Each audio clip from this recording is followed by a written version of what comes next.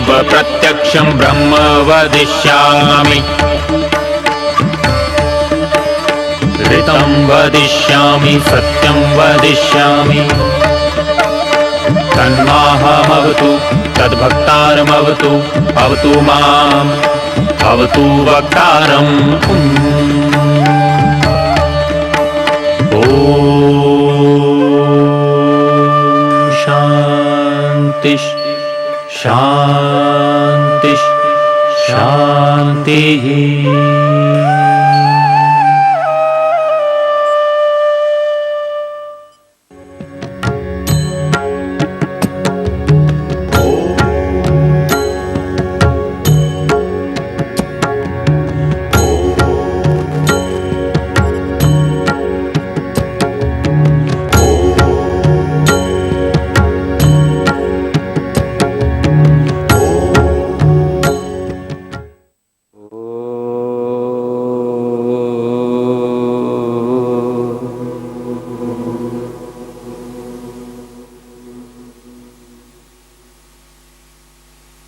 योग शास्त्र में आप सबका स्वागत है।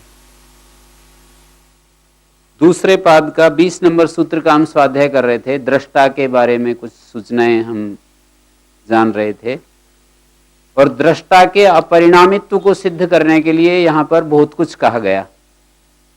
कुछ चर्चाएं हमने कल की थी, उसी को मैं थोड़ा सा आगे बढ़ाता हूं। इसी बात को सूत्रकार ने कैवल्य पाद में बहुत जोर लगा करके सिद्ध किया कि दृष्टा अपरिणामी है और चित्त परिणामी है।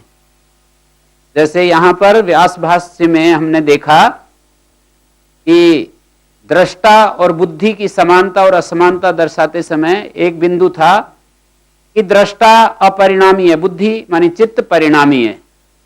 दृष्टा जो है वो चेतन है, बुद्धि अचेतन है। दृष्टा जो है वो दृष्टा स्वार्थ है और बुद्धि परार्थ है। और स्वरूप विरूप की बात भी कही कि इन दोनों में कुछ सारूप्य है, कुछ वैरूप्य है। मानी बिल्कुल इनको एकदम से ऐसा भी नहीं कह सकते कि ये बिल्कुल विरूप है। बुद्धि और दृष्टा को ऐसे भी नहीं बता सकते कि जैसे मिट्टी पानी पत्थर है, इस तरह से बुद्धि मिट्टी पानी पत्थर की तरह बुद्धि और दृष्टा की विरूपता है। जैसे दृष्टा की यदि हम सामने यदि मिट्टी पानी पत्थर को लेकर के तुलना करें तो एकदम से हमको अपोजिट छोर दिखाई देंगे, ये बिल्कुल अस्वरूप हैं। इसी तरह से हम यूं कहें कि ये जो एक तरफ मिट्टी है और एक तरफ पानी है, इन दो की तुलना करें, एक बड़ा हार्ड है, एक कोमल है। ये विशेष जो सरणी है साधर्म और वैधर्म की, वैशेषिक दर्शन में इसको विकसित किया गया, बहुत ही विशेष रूप से इसको बढ़ाया गया। पदार्थों के साधर्म और वैधर्म के आधार पर उसको समझना। तो यहां पर भी उसी शैली में ये पूछा गया कि क्या ये बुद्धि और दृष्टा समान रूप हैं? बोले ऐसा तो नहीं कह सकते कि ये समान रूप हैं। तो बोले बिल्कुल विरूप हैं? बोले ऐसा भी नहीं कह सकते विरूप हैं। कुछ इनमें सादृश्य भी है और कुछ असरूपता भी है। सादृश्य क्या है कि ये एक ज्ञान में दोनों वर्तमान हो जाते हैं। दृष्टा और बुद्धि एक ज्ञान में दोनों की उपस्थिति हो जाती है, ये इनमें समान रूपता है। प्रत्यानुपश्य वृत्ति सारूप्य तदाकारापत्ति बुद्ध्याकारापत्ति। हाँ जी गुरु जी, ये दृष्टा बुद्धि को प्रकाशित करता है, वो अपने लिए करता है क्या? नहीं, वो अपने लिए नहीं करता है, उसको उसका कोई प्रयोजन ही नहीं है। तो उसमें स्वार्थ क्या है? उस स्वार्थ क्या हुआ उसका फिर? नहीं, उसको स्वार्थ जब कहते हैं तो ये अर्थ नहीं है उसका अर्थ। स्वार्थ का मतलब, स्वार्थ शब्द का अर्थ है स्वभूत अर्थ।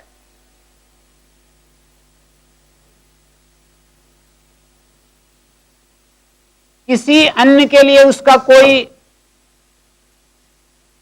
उसका अन्य के लिए कोई पर्पज नहीं है। परार्थ बुद्धि को परार्थ बतलाया, पर का अर्थ। लेकिन वो प्रकाशित क्यों कर रहा है बुद्धि को? ये तो स्वभाव है, जैसे आकाश में सूर्य प्रकाशित क्यों कर रहा है इस धरती को, ऐसा ही उत्तर दिया जाएगा। उसमें कोई प्रयोजन नहीं है कि दृष्टा बुद्धि को प्रकाशित करने का, क्योंकि सर्वधर्म रहित है, वो निर्धर्मक है। दृष्टा को यहां पर धर्म रहित तत्व बताया है, यानी किसी प्रकार का भी उसमें धर्म नहीं है, चेतन के सिवाय उसमें और कुछ है ही नहीं, चेतन मात्र है वो। और जितना भी ये वैभिन्न है, विभिन्नता जो है, अलगाव जो है, पार्थक्य जो है, वो सारा का सारा बुद्धि या प्रकृतिगत है। यहां पर जितना भी विरूपता दिखाई दे रही है इस संसार में, जो अनेक रूपता दिखाई दे रही है, वो सारी की सारी विरूपता वो प्रकृतिगत है, प्रकृति के कारण से ये विरूपता है, दृष्टा के कारण से विरूपता नहीं है। जैसे एक ऋषि है, एक सामान्य व्यक्तित्व है, एक कोई बहुत ही बिल्कुल अज्ञानी है, एक बड़ा ज्ञानी है, और फिर इस विकास को आप भगवान के साथ भी जोड़ करके देखें कि एक हम भगवान के साथ में भी तो दृष्टा और दृश्य दोनों वहां पर भी तो इकट्ठे हैं, तो वहां पर भी ये बात कहनी पड़ेगी कि वहां जो भगवान के साथ, जिसको हम भगवान कहते हैं, चैतन्य प्लस ज्ञान की असीमता, बुद्धि असीम स्थिति में जब चैतन्य के साथ देखी जाती है तो उसी को हम ईश्वर कहते हैं। ससीम स्थिति में चैतन्य के साथ बुद्धि देखी जाती है तो उसको हम जीव कह देते हैं। हाँ जी, क्या पूछ रहे थे?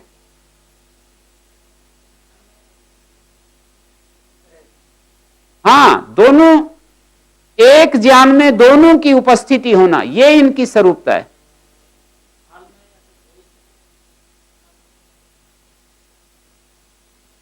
देश और काल की संयुक्तता, देश और काल में जैसे दो दृष्टा कोई रूपवान पदार्थ नहीं है, इसलिए एक उसका देश का वो साक्षी है, मानी देश जो है, देश का वो साक्षी है, देश जितना भी है वो दृष्टा के कारण से ही अभिव्यक्ति पाता है, तो देश उसका आधार नहीं हो सकता है।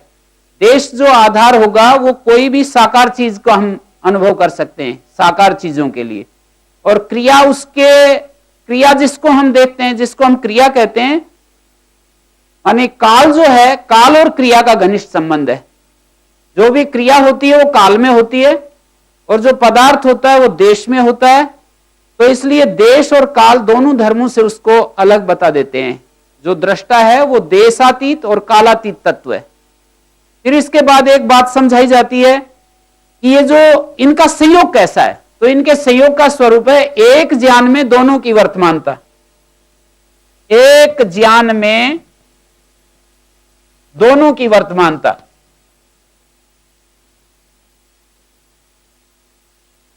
यही संयोग का स्वरूप है।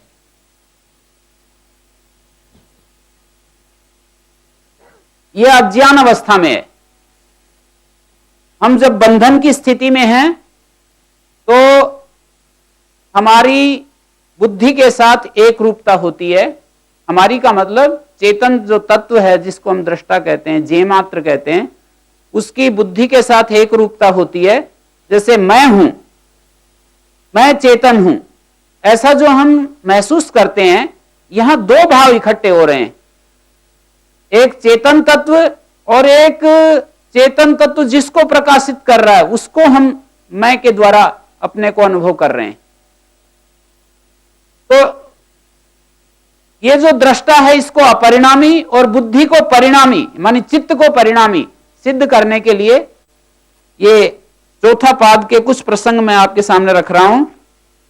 वो तो जब आएगा उसको हम पढ़ लेंगे, अभी केवल मैं परिचय मात्र करवा रहा हूं।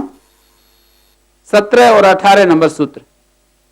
तद उपरागापेक्षित्वा चित्तस्य वस्तु ज्ञाता ज्ञातम। ये जो विषय होते हैं वो चुंबक की समान होते हैं और जो चित्त होता है वो लोहे के समान होता है। जैसे विषय जो होते हैं उनको बता दिया, उनकी उपमा दी गई चुंबक की तरह, और चित्त को बताया, बुद्धि को बताया लोहे की तरह। चुंबक जैसे खींचता है तो ये दुनिया के जितने भी वो विषय हैं वो हमारे चित्त को खींचते हैं बाहर की तरफ, और विषय के साथ उपरक्त जो चित्त है वो कभी ज्ञात होता है, कभी अज्ञात होता है। विषय ज्ञातो अन्य पुनरनुज्ञाता। एक विषय हमारे चित्त में आया, फिर दूसरा आया, फिर तीसरा आया, ऐसे बदलते रहते हैं। तो ज्ञात और अज्ञात होने से वस्तुनो ज्ञाता ज्ञात स्वरूपत्वात् परिणामी चित्तम, इसलिए उसको परिणामी बताते हैं। जो चीज ज्ञात और अज्ञात, एक बार ज्ञात होती है, एक बार अज्ञात होती है। हमारा जो चित्त है एक बार एक विषय को लिए है, फिर दूसरे क्षण दूसरे विषय को, तीसरे क्षण तीसरे विषय को, इसलिए वो परिणामी है। और यस्य तु तदेव चित्तम विषया, और जिसका वो विषय है, 18 नंबर सूत्र में कहा सदा ज्ञाता चित्त वृत्तया तत्प्रभो पुरुषस्य अपरिणामित्वात्। परंतु जिसका वो चित्त विषय है, उस पुरुष के चित्त के प्रभु जो स्वामी जो पुरुष है, उसके अपरिणामित्व के कारण चित्त वृत्तियां सदा ज्ञात हैं, सदा प्रकाशित हैं। पुरुष के द्वारा, दृष्टा के द्वारा चित्त वृत्तियां सदा ज्ञात हैं, सदा प्रकाशित हैं। इसलिए जो पुरुष है वो अपरिणामी है।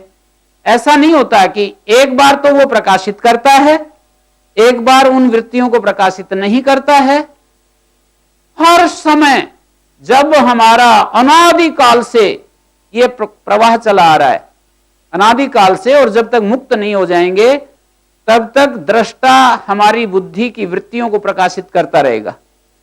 एक क्षण के लिए भी वो समय नहीं आता है जब दृष्टा हमारी बुद्धि को प्रकाशित ना करे। हमारी बुद्धि में जो वृत्तियां और जो संस्कार धारित होते हैं उनको हमेशा वो प्रकाशित करता रहता है, क्योंकि वो संयुक्त है। तो यहां पर दो सूत्रों में यह बतलाया कि जो चित्त है वो तो परिणामी है, तद उपरागापेक्षित्वात् चित्तस्य, यानी अर्थोपराग सापेक्षत्व के कारण बाह्य वस्तु चित्त को कभी ज्ञात होती है, कभी अज्ञात होती है। अर्थ का जो उपराग होता है, अर्थ का जो सानिध्य मिलता है, अर्थोपराग सापेक्षत्व के कारण तद उपरागापेक्षित्वात् चित्तस्य, तद उपरागापेक्षित्वात्, उसके उपराग का अपेक्षी होने से। किसके उपराग? अर्थ के उपराग की अपेक्षा रखने से। अर्थ क्या है? बाह्य विषय जितने भी उनको अर्थ कहा जाता है। बाह्य विषयों का उपराग चित्त को मिलता रहता है, चित्त वैसा बनता रहता है। तो वो एक बार जो हमारा चित्त है वो ज्ञात होता है, दूसरे समय वो अज्ञात होता है। और जो पुरुष है वो हमेशा चित्त को प्रकाशित करता रहता है, इसलिए वो अपरिणामी है। तो इस दर्शन में, सांख्य योग में, पुरुष को इन्होंने अपरिणामी सिद्ध किया और चित्त को परिणामी। इसमें तर्क क्या है?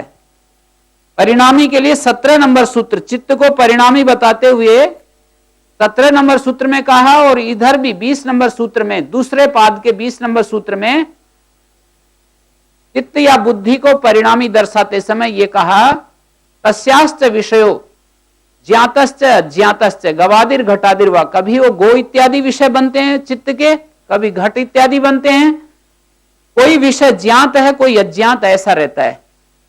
चित्त के जो विषय बनते हैं वो कभी ज्ञात होते हैं, कभी अज्ञात होते हैं। लेकिन पुरुष का विषय चित्त बनता है, वो पुरुष के द्वारा हमेशा ज्ञात होता है।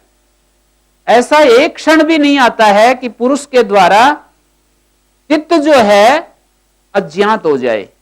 जैसे चित्त की जो वृत्तियां हैं वो बदलती रहती हैं, उन बदलती वृत्तियों के कारण उस चित्त का परिणामित्व, एक बार हमारे को एक विषय चित्त में आता है, दूसरी बार दूसरा। तो तद उपरागापेक्षित्वात् चित्तस्य, अर्थ के उपराग के सापेक्ष होने के कारण बाह्य वस्तु चित्त को ज्ञात और अज्ञात होती है। जो बाहर की जितनी भी चीजें हैं चित्त को कभी ज्ञात होती हैं, कभी अज्ञात होती हैं। मानी चित्त जैसे पेड़ को देख रहा है तो पेड़ ज्ञात है, लेकिन हमने दूसरी वस्तु को देखना शुरू किया तो दूसरी वस्तु ज्ञात हो जाएगी, पहली अज्ञात हो जाएगी। तीसरी को देखा तो तीसरी ज्ञात हो जाएगी, दोनों अज्ञात हो जाएंगी। तो ऐसे बाह्य वस्तु कभी ज्ञात होती है, कभी अज्ञात होती है। इसलिए चित्त जो है परिणामी है और दृष्टा अपरिणामी है, ऐसे हेतु दिया। सारे विषय चुंबक के समान है और चित्त हमारा लोहे के समान है, और चुंबक जैसे लोहे को खींचता है, ऐसे ये विषय दुनिया की चीजें हैं, शब्द स्पर्श रूप रस गंध आदि पदार्थ आदि, वो हमारे चित्त को अपनी तरफ खींचते हैं और अपने जैसा उस आकार को बना देते हैं। ये विषय ज्ञात होता है और उससे भिन्न भिन्न विषय अज्ञात होता है। ये बात यहां पर बार बार समझाई गई। अब हम यहां पर आते हैं दूसरे पाद में, अगला जो सूत्र है 21 नंबर सूत्र। यहां पर यह कहा तदर्थ एवं दृश्यस्य आत्मा। हाँ जी गुरुजी, कल बताया आपने कि चेतन और चेतन, वो ब्रह्मांडपति वो चेतन जो है वो और ये चेतन बराबर है, एक जैसा है, किंतु वो असीम बुद्धि से संयोग हुआ उनका, और इस चेतन का ससीम सदा से है, वो सदा से है। तो उसमें वो उस संयोग का कारण क्या? वो असीम बुद्धि से संयोग जो हुआ स्वाभाविक है, वो सदा से है, सदा रहेगा। वो अनंत जो ज्ञान है जुड़ा हुआ उसके साथ, उस चेतन के साथ, स्वाभाविक रूप से वो सदा से है और सदा रहेगा। नहीं, चेतन दोनों बराबर हैं, तो उसके साथ क्यों और इसके साथ क्यों नहीं है? स्वाभाविक बताते हैं ना, ये इसमें कुछ कारण नहीं है ना। कुछ चीजें ऐसे स्वाभाविक होती हैं, उसकी ऐसी स्थिति है कि वो अनादि अनंत ज्ञान से युक्त है। उसका ज्ञान कभी धूमिल नहीं होता, उसका ज्ञान कभी कम नहीं होता, बढ़ता भी नहीं है। कभी ज्ञान उसका बढ़ता नहीं, कभी कम नहीं होता, धूमिल नहीं होता, एक रस बना रहता है। लेकिन हमारे अंदर जो ज्ञान है, हम चेतन के साथ जुड़ा हुआ जो ज्ञान है, वो कभी बढ़ता है, कभी घटता है, कभी धूमिल होता है, कभी विकसित होता है, कभी अविकसित होता है, कभी सत्वगुण बढ़ता है तो इसलिए ज्ञान बढ़ जाता है, कभी रजोगुण बढ़ता है तो ज्ञान कम हो जाता है, तमोगुण बढ़ जाता है तो और कम हो जाता है। हमारे अंदर जो त्रिगुण का स्वरूप है वो ऐसा है जो कि बदलने वाला, उसके साथ जो प्रकृष्ट सत्व सदा विद्यमान रहता है, उसके साथ जो ज्ञान है वो एक रस, हर अवस्था में एक रस, अनादि काल से अनंत काल तक वैसा ही रहेगा, उसमें कुछ परिवर्तन नहीं होना। और जो अभी आपने उपमा दी चित्त को, लोहे की उपमा दी विषयों को चुंबक की, तो एक चित्त उस विषय की ओर आकृष्ट हो रहा है, एक नहीं हो रहा है, वहां उस लोहे में क्या भेद है? नहीं, वो तो यही कहा जाएगा ना, वहां ज्ञान की स्थिति ऐसी, हमारी भी जब ज्ञान की स्थिति ऐसी होती है तो हम भी आकृष्ट नहीं होते हैं। हम जीवगण जब हमारे अंदर ज्ञान की स्थिति बढ़ जाती है तो सारे विषय जो हैं हमारे को कहां आकृष्ट करते हैं, हम भी वैसे अनाकृष्ट रहते हैं, सारे विषयों से अनाकृष्ट रहते हैं। तो ये सारी बात ज्ञान के ऊपर है। हम जब जब ज्ञान की स्थिति में रहते हैं कोई विषय हमको नहीं खींचता है, हम अपने शांत रूप में रहते हैं और चीजें ठीक ठीक दिखाई देती हैं, जो उनका स्वरूप है वो दिखाई देता है। लेकिन जब हमारा ज्ञान धूमिल होता है, कम होता है, बदल जाता है, क्योंकि हमारा ज्ञान बदलता रहता है, बुद्धि हमारी बदलती रहती है। तो योग साधना के द्वारा यही उपक्रम किया जाता है कि प्रज्ञा संस्कार बढ़ते रहें और हमारी बुद्धि स्थिर हो जाए, हमारी बुद्धि का ज्ञान स्थिर हो जाए और वो बदले नहीं। आखिर तो यही सारा प्रयास है इसके लिए कि हमारी जो बुद्धि है जो निरंतर बदल रही है, अब तो सुबह कुछ होती है, दोपहर कुछ होती है, सायंकाल कुछ होती है। एक समय तो आदमी कितने बड़े प्रलोभन को ठुकरा सकता है, उसी का चित्त दूसरे समय छोटी सी चीज के ऊपर घायल हो जाता है। तो यही तो हमारी ट्रेजेडी है, इसी के लिए तो हम सारा प्रयास कर रहे हैं कि हमारी बुद्धि ऐसी स्थिर हो जाए जैसे उस भगवान की बुद्धि है, जैसे भगवान का ज्ञान है। जैसे भगवान का ज्ञान एक रस है, कभी भी बदलता नहीं, हर अवस्था में एक रस रहता है, परिवर्तन नहीं होता, घटता नहीं, बढ़ता नहीं, ऐसा स्थिर है बिल्कुल। तो वैसा ही हमारा ज्ञान स्थिर हो जाए, इसके लिए ही हम सब प्रयास कर रहे हैं, इसी के लिए हम साधना करते हैं, शास्त्र पढ़ते हैं, इसी के लिए, सारे के सारे उपक्रम इसी के लिए हैं। हम सामान्य रूप से व्यवहार से भी देखते हैं कि हमारी जो बुद्धि है वो बदलती रहती है। साधारण आदमी से लेकर बहुत पढ़े लिखे आदमी तक, सबके अंदर, योगी को छोड़कर सबकी बुद्धियां बदल रही हैं। उसको एक समय बहुत ही बुरा लगता है, एक समय बहुत ही अच्छा लगता है। सभी के जीवन को आप देखिए थोड़ा सा निगाह करके, और अपने को भी देखिए। एक समय मेरे को कितना अच्छा लगता है, दूसरे समय कितना बेकार लगता रहता है। सब कुछ ठीक चलते हुए भी हम कभी कभी ऐसे कहते हैं सारा ठीक ठाक चल रहा है, कोई गड़बड़ नहीं हो रही, फिर भी अच्छा नहीं लग रहा। ऐसे कहते हैं अच्छा नहीं लग रहा। वो अच्छा नहीं लग रहा, ये जो कारण उसके मूल में है कुछ, उसमें कारण यही होता है कि वहां पर हमारा जो तमोगुण और रजोगुण जो है प्रबल हो गया है। जब भी हमारे को अच्छा नहीं लगता है, इसका मतलब यह है कि तमोगुण बढ़ गया है, रजोगुण बढ़ गया है। हमारे को पता नहीं चल रहा है क्या हो गया है, पर उसका जो मूल कारण है वो आपके सामने शास्त्र के हिसाब से रख रहा हूं। और हमें भी, मैंने इसको काफी देखा, अनुभव करके देखा, व्यवहार में देखा। किसी आदमी को एक समय बड़ा शांत दिखाई देता है, दूसरे समय वही व्यक्ति चंचल हो जाता है। एक समय उसको बड़ा मीठा बोलता है, एक समय बड़ा चिड़चिड़ा हो जाता है। तो ये जो परिवर्तन हम देख रहे हैं, ये सारा परिवर्तन, एक समय कितना लोभी होता है, एक समय उदार होता है, उसके अंदर बहुत ही भाव आते हैं कि मैं दूसरों की मदद कर दूं। वो उदाहरण भी देते रहते हैं कि ये हरियाणा में मैंने सुना भजनोपदेशकों से कि जो ये श्रोता लोग होते हैं, जब हम कोई बात चलती है तो अपने हाथ में एक बार पैसे निकालेंगे, जेब में हाथ देंगे, पैसे निकालेंगे, फिर लोभ आ जाएगा, फिर उसको वहीं वापस रख देंगे। फिर अगेन थोड़ी देर बाद, 10 मिनट बाद फिर हाथ वहीं चला जाएगा कि देना ही चाहिए, कुछ तो मदद करनी चाहिए, देखो अच्छा काम हो रहा है। फिर निकालेंगे, फिर वापस वहीं रख देंगे। तो ऐसे होता रहता है। ये परिवर्तन क्यों हो रहा है? ये परिवर्तन सारा ज्ञान का परिवर्तन। जैसे ही उदारता आती है, आदमी देना चाहता है। जैसे ही उसके अंदर कंजूसपना आता है, लोभ आता है, तो उसको वापस रखना चाहता है। ये परिवर्तन हमारे ज्ञान के कारण से हो रहा है। हमारी बुद्धि में जो सत्वगुण कम होता है तो ये सारे घेर लेते हैं। संकोच, अनुदारता, क्रोध, लोभ, मोह, अहंकार, ईर्ष्या, द्वेष, ये सारी चीजें आती रहती हैं। स्वच्छता, पवित्रता, शांति, ये सारी चीजें बढ़ती रहती हैं जैसे ही सत्वगुण आता है, अपने साथ लेकर के आता है। जैसे ही सत्वगुण बढ़ता है, ये सारी चीजें, प्रसन्नता, स्थिरता, आनंद, सबके पीछे, सबके भले की सोचना, ये सारी चीजें सत्वगुण बढ़ने के साथ ही अपने आप आने लगती हैं। तो हमारा सारा योग साधना का उपक्रम इसी के लिए है कि हमारी बुद्धि स्थिर हो जाए।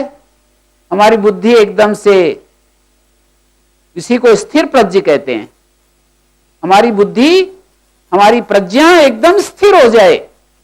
और ये जल्दी जल्दी जो बदलती रहती है, ये ना हो। इसमें तो कहा है आखिरी में, ऐसी बुद्धि हो जाए जो एक क्षण के लिए भी ना बदले, तब हमारे को मुक्ति मिलेगी।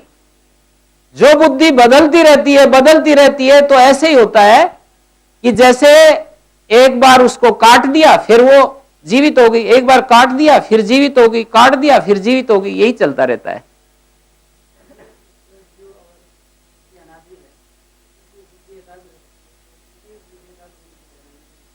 मैं ये कह रहा हूं, तर्क, युक्ति, हेतु जो आपने खोजा वो ठीक नहीं खोजा। आप कह रहे हो कि ईश्वर की बुद्धि, ईश्वर की ज्ञान शक्ति अनादि है, इसलिए एकाग्र है। जीव की ज्ञान शक्ति भी अनादि है, इसलिए एकाग्र होनी चाहिए। हेतु ठीक नहीं दिया आपने कि अनादि है इसलिए एकाग्र है। ईश्वर की जो ज्ञान शक्ति है, स्वाभाविक रूप से उसकी ज्ञान शक्ति ह्रास को प्राप्त नहीं होती। उसकी ज्ञान शक्ति एक रस रहती है। उसकी ज्ञान शक्ति स्वाभाविक हेतु है, उसमें अनंत ज्ञान, बल और जो भी उसमें है सामर्थ्य, उसकी ज्ञान शक्ति, उसका जो सामर्थ्य, वो स्वाभाविक रूप से अनादि अनंत है, उसमें कमी नहीं आती है। जीव की ज्ञान शक्ति प्रयास से बढ़ती है, प्रयास छोड़ देता है तो घटती है। हम जो जीव लोग हैं, जीवों की प्रयास से ज्ञान शक्ति की वृद्धि होती है, स्थिरता की वृद्धि होती है। यदि प्रयास नहीं करेंगे तो वो घट जाएगी, वो नीचे आ जाएगी, वो कम होती जाएगी। इस तरह से उसको समझ सकते हैं। हाँ जी, तो मैं ये कहना चाह रहा था कि ईश्वर के साथ जो ज्ञान शक्ति और क्रिया शक्ति, जो सामर्थ्य आदि जुड़ी हुई है, वो स्वाभाविक रूप से अनादि अनंत है। उसमें कभी भी एक क्षण के लिए ह्रास नहीं होता, वृद्धि भी नहीं होती कि कभी तो बढ़ गई, कभी कम हो गई, धूमिल भी नहीं होती। लेकिन जीव के साथ जो ज्ञान शक्ति है, वो यदि हम प्रयास करते हैं तो वो बढ़ती जाती है, प्रयास छोड़ देते हैं तो वो घटती जाती है। हमारे साथ जो बुद्धि नाम का जो तत्व है, वो त्रिगुणात्मक, इस तरह का त्रिगुणात्मक है कि वो हर वक्त हर क्षण उसके अंदर परिवर्तन हो रहा है। हम अपने आंतरिक प्रयत्न से किसी एक गुण को प्रबल रख सकते हैं, ये हमारे सामर्थ्य में है। ये गुणों के अंदर ये सामर्थ्य है, सत्व गुण के अंदर ये सामर्थ्य है कि वो अपने इस गुण को निरंतर एक दिशा में आगे बढ़ा सकता है। हमारी बुद्धि में ये सामर्थ्य है कि हम चाहें तो इसको आगे, उसको स्थिरता की तरफ आगे बढ़ा सकते हैं। उसी के लिए योग शास्त्र है, योगांगानुष्ठानाद अशुद्धि क्षय ज्ञान दीप्तिरा विवेख्याते। योग के अंगों का अनुष्ठान करने से ज्ञान की दीप्ति होती जाती है। कब तक बढ़ती जाती है ये जो ज्ञान दीप्ति, कब तक ये इसका प्रकर्ष होता जाता है? अविवेक ख्याते, जब तक पूर्ण विवेक ख्याति हमको प्राप्त नहीं हो जाती, हमारी बुद्धि पूर्ण निर्मल नहीं हो जाती, पूर्ण शुद्ध नहीं हो जाती। पूर्ण शुद्धि, बुद्धि की पूर्ण शुद्धि का क्या स्वरूप है? बुद्धि की पूर्ण शुद्धि का स्वरूप यह है कि जड़ और चेतन, हमारे अंदर दो चीजें हैं, एक चेतन तत्व है और एक जड़ तत्व है। बुद्धि जिसको हम जड़ कह रहे हैं, चेतन जिसको हम दृष्टा कह रहे हैं, इनको दोनों को ठीक ठीक अलग अलग देख सके कि ये चेतन है, ये जड़ है। जब हम अंतर्मुख होते हैं और हमारी बुद्धि थोड़ी सूक्ष्म होती है, तो उस अवस्था में हमारे को पता चलता है कि ये चेतन है, ये जड़ है, ये चेतन है, ये जड़ है, हमको ठीक ठीक पता चलता है।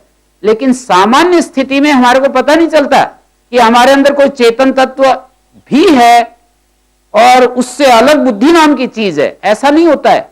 बार बार योग दर्शन में यह उत्तर दिया गया इस बात का कि अज्ञानी को ख्यातिरेव दर्शनम एकम एव दर्शनम, बार बार यह बात कही गई कि जो बुद्धि में जो स्थिति बनती है उसी को वो अपना स्वरूप समझता रहता है। उससे अलग कोई एक विशेष, कोई हमारे अंदर, हमारे अस्तित्व में कोई अलग कोई एक चेतन सत्ता है, ऐसा उसको आभास नहीं होता है।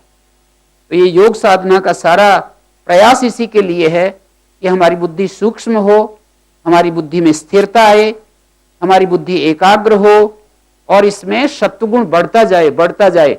सत्वगुण की पराकाष्ठा का नाम ही विवेक ख्याति है, सत्वगुण की पराकाष्ठा का नाम ही प्रसंख्यान है।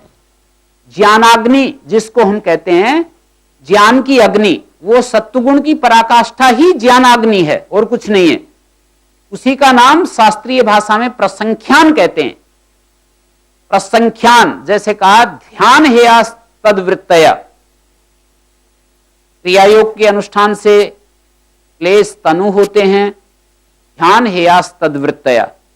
प्रसंख्यान ज्ञान के द्वारा क्लेशों की जो तनोवृत्तियां हैं उनको हम सूक्ष्मता तक पहुंचाते हैं, जब तक कि वो दग्ध बीज भाव तक नहीं पहुंच जाती हैं।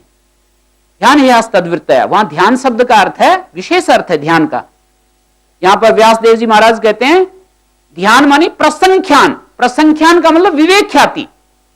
विवेक ख्याति के द्वारा उन क्लेशों को जो हमने क्रिया योग के द्वारा तनु कर दिया, तनु हुए क्लेशों को सूक्ष्म अवस्था तक पहुंचाते हैं। उनकी वृत्तियों को, क्लेशों की जो वृत्तियां हैं, देखो तीन स्थिति में बांट करके देख सकते हैं। एक क्लेश की स्थूल उदार अवस्था, एक क्लेश की तनु अवस्था और एक क्लेश की सूक्ष्म अवस्था। सूक्ष्म अवस्था का मतलब जब संस्कार रूप में क्लेश बच गए हैं। तो क्लेश जब केवल, और वो भी दग्ध बीज जैसे हो गए हैं, संस्कार में तो प्रसुप्त भी होते हैं, संस्कार रूप में जो क्लेश होते हैं वो प्रसुप्त भी होते हैं, पर वो प्रसुप्त वाली अवस्था नहीं बता रहा हूं मैं, एक क्लेशों की उदार अवस्था। यूं तो 5 अवस्थाएं उन्होंने गिनाई हैं, प्रसुप्त, तनु, विच्छिन्न, उदार और दग्ध बीज भाव को प्राप्त हुए क्लेश। पर मैं मोटा सा बता रहा हूं कि जैसे क्रिया योग का अभ्यास करते हैं तो तनु हो जाते हैं, क्रिया योग का अभ्यास करते हैं तो तनु हो जाते हैं, और उसके बाद जो है ध्यान हेयास तद्वृत्तया, उसके बाद ते प्रतिप्रसव हेया सूक्ष्म, ये क्रम है। तो योग साधना के द्वारा हम अपनी बुद्धि को अत्यंत स्थिर और सूक्ष्म करने के लिए प्रयास कर रहे हैं। तो इस सूत्र को तो हम कल लेते हैं। आज हमारे बीच में श्री आदरणीय रूपचंद जी दीपक उपस्थित हैं, और उनको जो है पहले भी आप सुनते रहे हैं। जैसे एक व्यक्ति के लिए कहा जाता है, एक शब्द में परिचय के लिए इतना ही पर्याप्त है कि उन्होंने अपना जीवन सफल जीवन जिया है। सफल जीवन जिसको कहते हैं, सांसारिक दृष्टि से सफल जीवन, और अपने लिए संतुष्टि पूर्ण जीवन जिया है। लौकिक दृष्टि से सफल जीवन आंका जाता है पद से, प्रतिष्ठा से, लौकिक साधनों से, हमारे जीवन में काम आने वाली चीजों से, वस्तुओं से, इनसे हमारी समाज में प्रतिष्ठा कैसी है, इन सब चीजों से साफल्य आंका जाता है। और व्यक्तिगत रूप से देखें तो संतुष्ट और ज्ञानमय जीवन, एक ज्ञानी का जीवन और संतोषप्रद जीवन। तो उन्होंने दोनों दृष्टियों से, जैसे कणाद मुनि कहते हैं ना, अभ्युदय और निश्चयस, तो उनको अभ्युदय भी प्राप्त हुआ अपने जीवन में और निश्चयस भी प्राप्त हुआ। और आजकल वे पतंजलि योग पीठ में ही आकर के रह रहे हैं, और आप लोगों की तरह इस उम्र में व्याकरण पढ़ने का बीड़ा उठाया है कि मैं व्याकरण पढ़ूंगा। सब चीजें की, पुस्तकें भी लिखी, हजारों व्याख्यान दिए, बड़े अच्छे लेखक हैं, बड़े अच्छे वक्ता हैं, अच्छे साधक हैं। सब कुछ करने के बाद इस उम्र में आकर के जो चिरकाल से इनकी इच्छा थी कि मैं व्याकरण पढ़ूं, तो वो पढ़ने के लिए इन्होंने अपना मन बनाया है और उसके लिए संकल्पित हैं। तो आज मैंने इनसे निवेदन किया कि आप, ये बच्चे कुछ प्रश्नोत्तर करना चाहते हैं, तो इनकी शंकाओं का अपने ढंग से, जो आपने अनुभव किया है, जीवन जगत को जैसे देखा है, उसको आप इनका समाधान कीजिए। इन्होंने स्वीकार किया। श्री आदरणीय रूपचंद जी दीपक। ओम नमः शिवाय च शिवतराय च। नमस्ते जी। नमस्ते जी, जैसा गुरुजी ने परिचय में बताया कि आपका जीवन सफल जीवन रहा, तो सफल जीवन के लिए आपका ज्ञान प्रारंभ कैसा रहा, कैसे हुआ इस ज्ञान का उद्भव कि आप जीवन को सफल बना सकें और अभ्युदय और निश्रेष की प्राप्ति हो सके? इसके लिए आपने क्या क्या प्रयत्न किए, जानना चाहेंगे। जब मैं बीएससी में पढ़ता था, 19 वर्ष की मेरी अवस्था थी, बीएससी पार्ट 1 की मैंने परीक्षा दी। उस समय मेरे मन में ये संकल्प आया कि जीवन अगर है तो ये अच्छा होना चाहिए, और अच्छा जीवन वो है जो मनुष्य को स्वयं को भी सुख दे, संतोष दे, समाज की भी सेवा में काम आ सके, और जो इस संसार को बनाने वाला ईश्वर है उसका भी हमें इतना ज्ञान प्राप्त हो सके जितना संभव है, इतनी निकटता प्राप्त हो सके जितनी संभव है। तो इस संकल्प को मन में रख के मैंने प्रतिदिन ध्यान का अभ्यास किया। शाम को मैं ध्यान में बैठता था और 40-45 मिनट ध्यान लगाया करता था। उसमें अपने दुर्गुणों को देखता था कि आज मुझे दिन में कितनी बार क्रोध आया। अधिक तो नहीं आता था, लेकिन 1-2 बार तो आ ही जाता था। आलस्य कितना आया, अधिक नहीं आता था, लेकिन 1-2-4 बार आ ही जाता था। कभी हमने खर्च किया, कुछ ज्यादा खर्च हो गया, 10 रुपए की जगह 11 खर्च हो गए। कभी कंजूसी कर दी, 20 रुपए देने चाहिए थे, 19 ही दिए। तो ये छोटी छोटी कमियां भी अपने जीवन से अगर धीरे धीरे निकल जाएं तो जीवन सुधरता रहता है और निखरता रहता है। औरों ने भी प्रयास किया होगा, हजारों लोग प्रयास करते हैं, उन्हीं में से एक मैं था। मैंने भी प्रयास किया। उस समय मैं छात्र था, विद्यार्थी था, बीएससी की, फिर एमएससी की, बीएड किया, फिर विवाह भी हुआ और अध्यापन का कार्य कुछ समय किया, 2-3 वर्ष। फिर पब्लिक सर्विस कमीशन की परीक्षा से उत्तर प्रदेश सचिवालय के लिए मेरा सिलेक्शन हुआ तो सर्विस शुरू हो गई।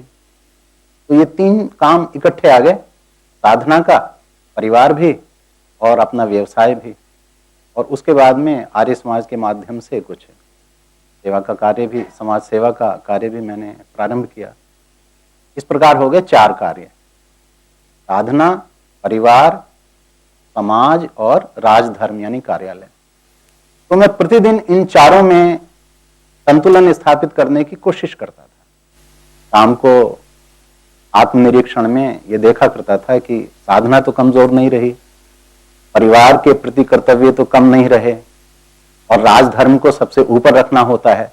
राजधर्म इनमें से कहीं भी द्वितीय स्थान पे तो नहीं आ गया और समाज की सेवा भी जितनी हो सके उसमें कोई कमी तो नहीं रही और चारों में संतुलन भी तो नहीं कहीं डगमगा गया, क्योंकि कहीं भी अगर संतुलन डगमगा जाए तो आदमी अशांत हो जाता है, दूसरे के प्रति भी कोई व्यवहार खराब हो जाता है, स्वास्थ्य भी बिगड़ जाता है और आगे के लिए आधार कमजोर पड़ जाता है। तो इतनी कोशिश मैं करता रहा लगातार। और जो अभ्युदय और निःश्रेयस है, तो अभ्युदय में तो ये सब चीजें आ जाती हैं, सरकारी पद है, मैं संयुक्त सचिव के पद से सेवानिवृत्त हुआ हूँ, तो उसमें बड़ी जिम्मेदारी, बड़ा दायित्व रहता है। क्लास 1 जो भी पद हैं उनमें एक तो 24 घंटे की सर्विस रहती है। कभी भी कोई अधिकारी बुलाए या मंत्री लोग बुलाएं तो आदमी ये नहीं कह सकता ये तो रात के 8 बजे हैं, रात के 10 बजे भी कोई, 11 बजे भी कोई बुला सकता है। और ऑफिस में भी कई बार रात को रहना पड़ जाता है कि 12-1 बजे तक काम है और 4 बजे फिर काम है, घर क्या जाना, यहीं ठहर लो। तो राजधर्म के अंतर्गत वो आता है, लेकिन उसको करते हुए भी संध्या भी ईमानदारी से करना। और संध्या क्या है, अपने गुणों का त्याग करना है, तो उससे तो लाभ ही है।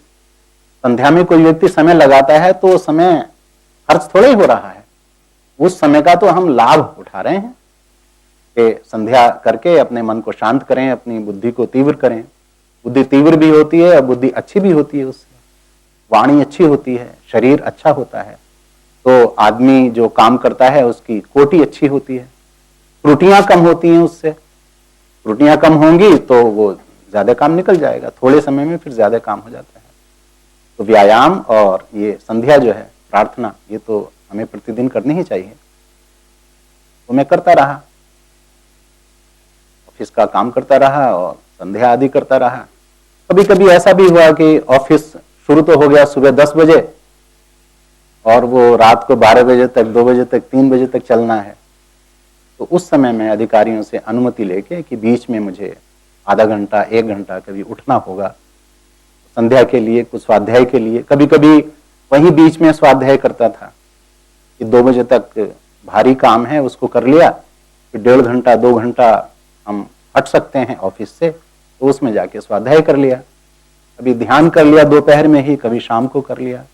लेकिन 24 घंटे में मिला करके ये चारों प्रकार के काम, साधना भी, परिवार भी, राजधर्म भी और समाज सेवा भी, ये मैं करता रहा। कोशिश करता रहा कि प्रतिदिन ये कार्य चलता रहे और प्रतिदिन ये संतुलन बना रहे। और मेरी कोशिश तो थोड़ी ही रही होगी, मगर परमात्मा ने जो फल दिया, उसने जो आशीर्वाद दिया वो भरपूर दिया और कभी संतुलन डगमगाया नहीं। आचार्य जी से भी मेरा परिचय तभी से है, 1987 से तो है ही, 1986 में परिचय हुआ और फिर ज्यादा बातें हुई तो सखा भाव जो उत्पन्न हुआ, मित्रता जिसको कहते हैं, वो 1987 से ही है। तो आप भी मुझे तब से लगातार देख ही रहे हैं और दिखाना क्या है, वो मेरी कोशिश यही रही कि संतुलन कायम रहे और 4 प्रकार के कार्य हैं, ये चारों प्रकार के कार्य होते चले, ईश्वर की कृपा रही और वो होते गए।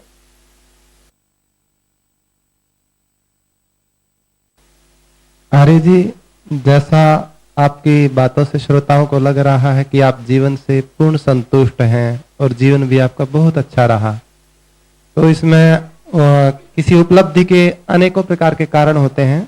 उसका कोई आदर्श हो सकता है या उसकी कोई दिनचर्या, जागरूकता, संकल्प हो सकता है, तो आप अपने जीवन की सबसे ज्यादा श्रेय किस बिंदु को देना चाहेंगे इन समस्त उपलब्धियों के पीछे? किसी संबंध को या अपने संकल्प को या ईश्वर उपासना को सबसे ज्यादा श्रेय किसको देना चाहेंगे आप? मैं तो ईश्वर को ही दूंगा, क्योंकि मेरा परिवार साधारण था। एक गांव में मेरा जन्म हुआ, गांव भी साधारण था, परिवार साधारण था, उस समय धन भी सामान्य साधारण था, और जो साथी लोग थे उनका जो स्तर था, जो अध्यापक थे वो भी सामान्य किस्म के ही अध्यापक थे। उनसे मैं सीखता तो रहा, वो सिखाते भी सब कुछ रहे, लेकिन उनमें कोई ऐसी विशेष घटना मेरे जीवन में नहीं आई। कोई विशेष व्यक्ति उस समय ऐसा नहीं था जिसको देखकर मैं चला हूं। अंतः प्रेरणा से ईश्वर की जो प्रेरणा होती है, सबके मन में होती है, उसको थोड़ा थोड़ा मैं समझता रहा, और समझता रहा तो फिर मैं मानता ही रहा। उसको जान करके और उसको समझ करके मैंने उसकी उपेक्षा नहीं की। एक दो बार पूरे जीवन में उपेक्षा हुई तो उस समय कष्ट उठाया। एक बार एक्सीडेंट हो गया, स्कूटर से जा रहा था, बस ऊपर चढ़ हुई थी, क्योंकि अंतः प्रेरणा कुछ थी, मैंने उस पर ध्यान नहीं दिया। ऐसे ही एक आध बार और कुछ हुआ, अंतः प्रेरणा कुछ थी और मैंने ध्यान नहीं दिया, तो कोई बड़ा नुकसान हो गया।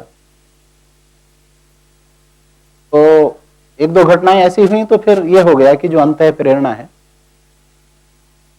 उसको कभी बिसराना नहीं है, उसकी उपेक्षा नहीं करनी है। तो ये तो सीधा सिद्धांत मिल गया, सीधा नियम मिल गया, क्योंकि अंतः प्रेरणा का तो अकाल है ही नहीं। परमात्मा सभी को प्रेरणा करता है, अंतः प्रेरणा तो सबके मन में उठती है। संसार में और चीजों की कमी हो सकती, इसकी कहीं नहीं कमी। तो जिसकी कमी नहीं है और हमेशा हो रही है, तो उसी को मानो, उसी को मैं मानता रहा। ईश्वर को ही कहना चाहिए कि ईश्वर की कृपा रही। ईश्वर मार्गदर्शक के रूप में, एक आचार्य के रूप में, गुरु के रूप में, प्रेरक के रूप में रहा है, तो वो सभी के लिए, किंतु मैं उसी को देखता रहा और उसी का मान करके फिर उसी में वेदों की तरफ थोड़ा आ गया। आर्य समाज के नियम जब मैंने देखे तो मुझे ये लग, मैंने कहा भी, जिन आचार्य से मैंने आर्य समाज के नियम देखे थे, पढ़े थे, जाने थे, ये नियम तो ऐसे हैं कि इन 10 नियमों पर चलने वाले अगर भारतवर्ष में 10 व्यक्ति हों तो वो सारे भारत को सुधार लें, विश्व को भी स्वर्ग बना सकते हैं। बोले हाँ ये नियम है तो ऐसे ही, मगर इन पर चलना कठिन है। तो मैंने मन में ये संकल्प किया कि अगर नियम है तो मनुष्य के लिए ही हैं, और मनुष्य के लिए हैं तो मनुष्य इनका पालन कर ही सकता है, और पालन अगर हो सकता है तो मैं करूंगा। दूसरों को क्या देखना, किसी के सामने कोई दिक्कत हो, किसी के सामने कोई मजबूरी हो, किसी से नियम का पालन नहीं हुआ तो हम उसके दोष को ना देखें, देखो वो नहीं कर पाया, वो नहीं कर पाया, हम इसको भी ना देखें। ये नियम है, मनुष्य के लिए बनाए गए हैं और मैं इसका पालन कर सकता हूं तो मैं करूंगा। तो ऐसा संकल्प रहा, और ये मार्ग कुछ ऐसा ही है। अगर ईश्वर की प्रेरणा को मनुष्य समझने लगे तो जैसे हम सीढ़ी पर चढ़ते हैं, एक सीढ़ी पर आप पैर रखिए तो दूसरी सीढ़ी सामने आ जाती है, दूसरी सीढ़ी पे पैर रखिए तो आप पाएंगे कि अगली सीढ़ी भी निकट ही है, और उस सीढ़ी पे भी आप पैर रख लिए और जमा लीजिए तो आप में साहस आ जाएगा कि आप अगली सीढ़ी को भी छू सकते हैं और पैर वहां भी रख सकते हैं और ऊंचा चल सकते हैं। तो उसी में कदम कदम, एक एक तिल थोड़ा थोड़ा कर करके और थोड़ी आगे प्रगति होती गई, उन्नति होती गई। भाषा और व्याकरण भी थोड़ी थोड़ी मुझे आती ही है, लेकिन अब सेवानिवृत्त होने के बाद मैंने ऐसा संकल्प किया है कि वैदिक उपदेशक विद्यालय चलाऊंगा। लखनऊ में उसकी स्थापना भी हो गई है। तो उपदेश करने में या पुस्तक लिखने में जितनी व्याकरण आवश्यक होती है उतनी तो थोड़ी थोड़ी मुझे आ ही गई है, लेकिन वैदिक उपदेशक विद्यालय चलाने के लिए व्याकरण पूरी आनी चाहिए। तो पूरी आए, इस उद्देश्य से मैं फिर यहाँ आया हूँ। तो हम सुनते हैं कि मनुष्य पर 3 प्रकार के संस्कारों का प्रभाव होता है, स्वसंस्कार और पैतृक माता पिता के संस्कार और परिस्थितियों के देन। तो आप इनमें से किन संस्कारों को ज्यादा प्रधान मानते हैं कि आपके जीवन पर कौन से संस्कार ज्यादा प्रभावशाली रहे हैं? देखिए, ईमानदारी और परिश्रम ये तो मुझे परिवार से मिला है। पिताजी से। मेरे पिताजी ईमानदार हैं वो 95 वर्ष के हैं, इस समय गाजियाबाद में मेरे छोटे भाई के पास रह रहे हैं। तो वो परिश्रमी हैं और ईमानदार हैं। तो ये परिश्रम और ईमानदारी के गुण तो मुझ में परिवार से, पिताजी से आए।